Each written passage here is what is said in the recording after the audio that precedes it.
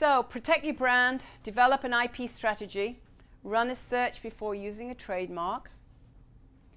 Trademarks are territorial and must be protected in each country.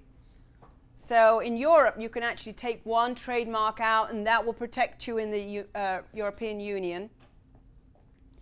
Always use your trademark consistently. Always use a TM or an R after the first reference to the trademark to indicate your ownership of a mark. I will then establish when you produce this new brand. One of the things that I suggest to new designers is if you come up with a logo or a name, you can do a poor man protection in the beginning. So you can send it to yourself via registered mail, and when you send it registered to yourself, do not open it. That will then establish when you came up with a logo or when you came up with a name. So it's important for you to then, we call it poor man's copyright.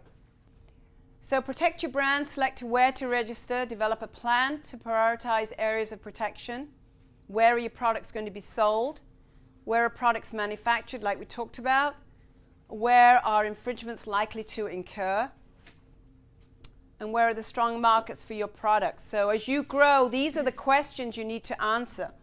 Where are the developing markets for your products, and where are your competitors registering their mark? So these are, of course, on the bottom are international big trademarks which have taken years to get to where they're at.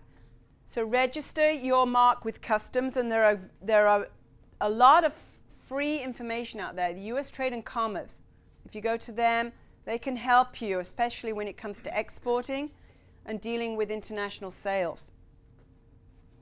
Register with, we've got Krieger, who is on our board, actually, Robert Krieger.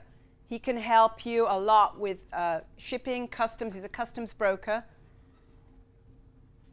So typically you must own a valid trademark for registration. When you register with customs agency, in other words, they will then look for violators of people who are using your trademark.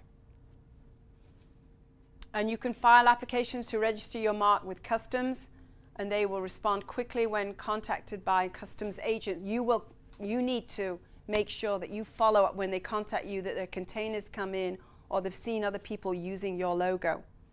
I know I was in France earlier this year. I told you that I went on this trip, and part of it was to go to Marseille to look at the ports and the warehouse. And they'd confiscated loads of these goods that had been copied. There was a lot of actually diesel and some Louis Vuitton. And what's happened is that they've realized that these copiers are actually people who are involved in terrorist activities. So they found that the Madrid bombing, that the people behind the Madrid bombing were also people involved in doing these knockoffs of Louis Vuitton bags and higher end knockoff luxury goods, cars, pieces that are generic. They were actually problems with those cars exploding, and it was all to do with illegal activities. There were money that was backing these copied goods. So when you go out and you start buying goods that are actually what you think is Santiali, is a Tiffany bracelet, and you know it's not a Tiffany bracelet, and you're buying a Louis Vuitton and you know it's not a Louis Vuitton bag, you're actually funding money to terrorist activities or child labor or places where you would be very upset if you knew that your money that was going to be used for planning to blow up Americans. So you need to know when you're buying these pieces from wherever it's Canal Street in New York or Santiali or wherever you go, be aware, and that's what the French are doing, is they're educating the end consumer. Be aware of what you are actually doing when you're buying these knockoff goods.